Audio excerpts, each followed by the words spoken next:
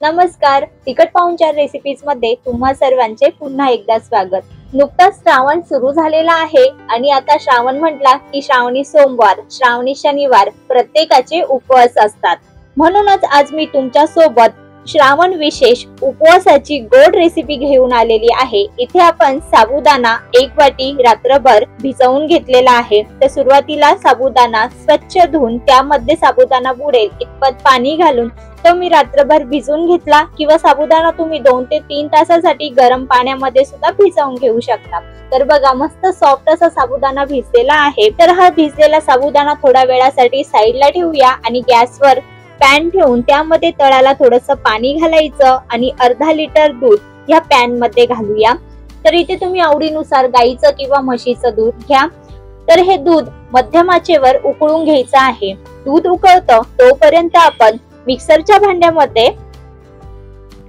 सुरुवातीला सांगितल्याप्रमाणे जो भिजलेला साबुदाणा आहे तो घालायचा। तर इथे मी अर्धा वाटी साबुदाणा भिजत घातला होता, तो बरोबर 1 वाटी भरलेला आहे। यातच आता जी दूध पावडर असते म्हणजेच मिल्क पावडर ती 3 चमचे घातली। पोहे खाण्याचा जो चमचा असतो तोच वापरलेला आहे।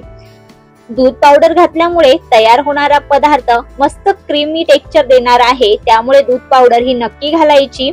सोबतच यामध्ये आवडीनुसार 2 छोटे चमचे म्हणजेच पोहे खाण्याचा 2 चमचे साखर घातली।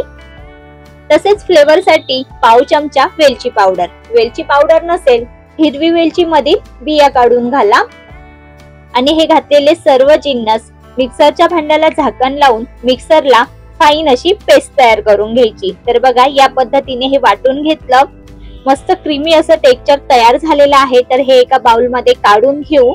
नेहमी आपण उपवासासाठी गोड पदार्थामध्ये साबुदाणा खीर तयार करतो, तर साबुदाण्याची खीर तयार न करता असा गोडाचा पदार्थ तयार करून बघा, तुम्हाला नक्कीच आवडेल।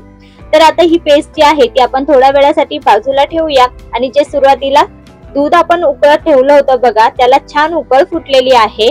मस्त ती साय जी वरती आलेली आहे ती दुधामध्ये एकसारखी मिक्स करून घेऊया आणि दुधाला छान उकळ यायला सुरुवात झालेली आहे। तर आता यामध्ये ना 7 ते 8 केसरचे धागे घालूया, म्हणजे दुधाला छान रंग देखील येईल।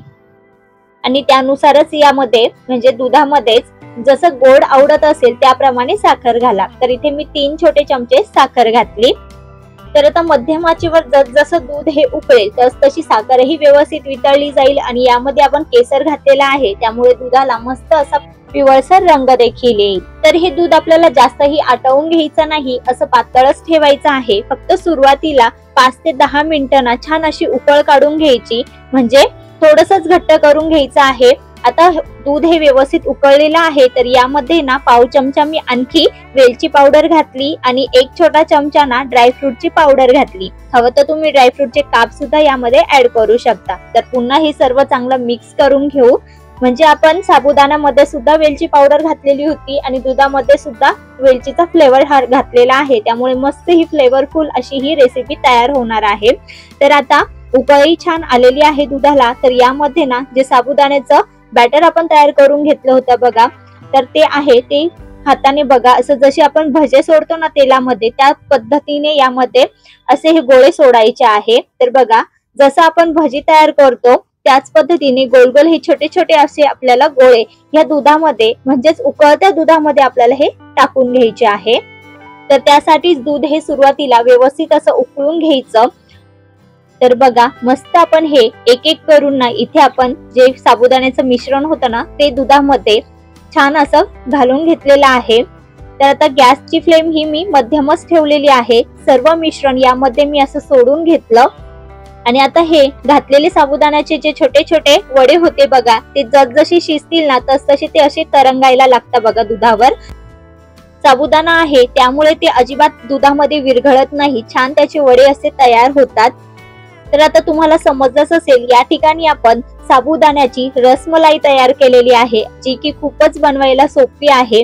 मस्त फ्लेवरफुल अशी आणि नेहमीपेक्षा वेगळी काहीतरी गोडाची रेसिपी उपवासासाठी आपण तयार करून दाखवलेली आहे। तर ही रेसिपी तुम्हाला कशी वाटली कमेंट मध्ये नक्की सांगा। नेहमीपेक्षा थोडीशी वेगळी आहे, त्यामुळे ट्राय करून बघा। रेसिपी आवडली असेल तर रेसिपीला लाईक द्या आणि लाईक केल्यानंतर व्हिडिओला हाईप करायला मात्र विसरू नका। तर बघा, आपण मध्यम आचेवर हे गोळे छान 10 मिनिटं शिजवून घेतलेले आहे. साबुदाणा आहे तो लवकर शिजतो. तर बघा मस्त सॉफ्ट असा गोळा तयार झालेला आहे. केसर घातल्यामुळे दुधाचा रंग देखील बदललेला आहे. मस्त असे हे साबुदाण्याचे रसगुल्ले तयार झालेले आहे. तुम्ही हे गरमागरम खाऊ शकता किंवा फ्रीज मध्ये थंड करून सुद्धा खूपच छान लागतात. तर हे दूध जास्तही आटवू नका, असं थोडस पातळच ठेवा, म्हणजे ते खाता खाता प्यायला सुद्धा मस्त लागतं. तर आता मी गॅस बंद केलेला आहे. यावर काही पिस्त्याचे काप घालूया, थोडस केसर.